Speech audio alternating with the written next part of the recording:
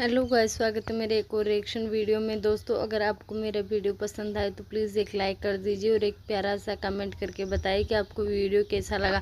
तो आज हम बात करने वाले हैं स्नैपी गर्ल्स के बारे में।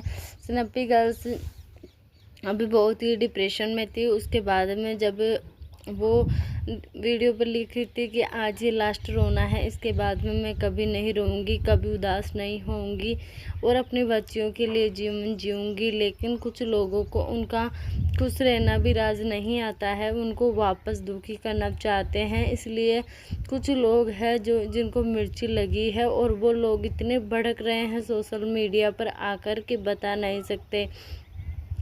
खुद के घर पर तो ध्यान नहीं देते हैं, दूसरों के घरों में टांग अड़ाने के लिए आ जाते हैं। यह कहावत तो आपने सुनी होगी। इसीलिए ये लोग जो स्नैपी गर्ल्स है उसके घर में आग लगाने का बराबर काम करते हैं। यहाँ तक कि वो थोड़ी सी खुश होती है तो उन्हें वापस दुखी या मरने के लिए डिप्रेशन में डाल दिया जाता है। जैसे ही वो डिप्रेशन से थोड़ा बाहर निकलने वाली थी, छोटी जीजी का वीडियो तुरंत आ गया।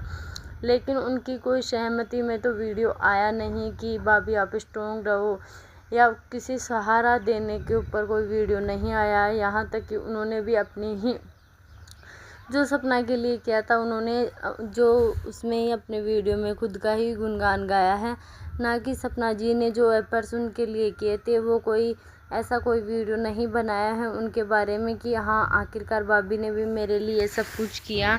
और वो बोल रही थी कि आपको कुछ भी करो, कितना भी रो, कितना भी कुछ करो, मुझे कोई फ़र्क नहीं पड़ता है। रियली अंशु, तुम्हें कोई फ़र्क नहीं पड़ता है। जब आप दोनों जुदा हो गए थे, जब आप दोनों की हालत कितनी बुरी हो गई थी, आपको तो सोशल मीडिया पर बेस्ट ननद भाभी की जोड़ी माना जाता था।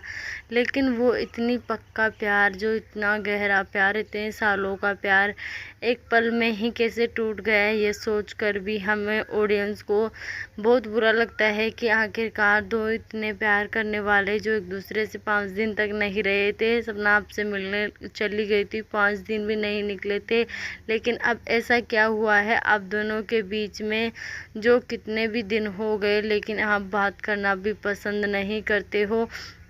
आखिरकार तुम दोनों की लड़ाई थी तो आप दोनों ही घर से गए थे, तो आप दोनों को ही घर में वापस आना था, ना कि आप अंशु अकेले आए हो।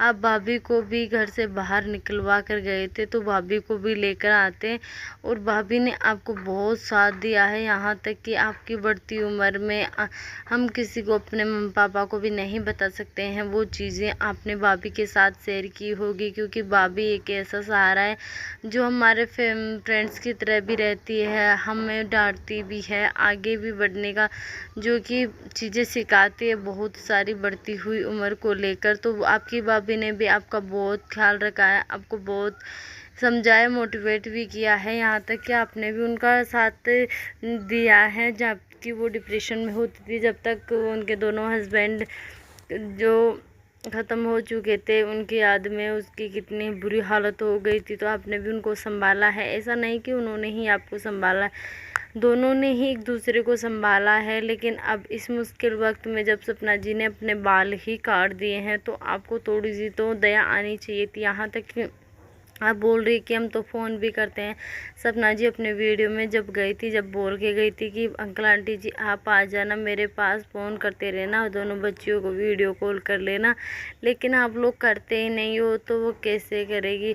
और तुरंत आपके जाने के बाद अंकल जी का वीडियो आ गया जिसमें तुमने रो रो कर जो ये बातें कहलवाई है अंकल जी से, उनको सुनकर सपना को बहुत दुख हुआ कि उन्होंने अपने बाल ही काट दिए, जो इतने प्यारे, इतने सुंदर दिखते थे।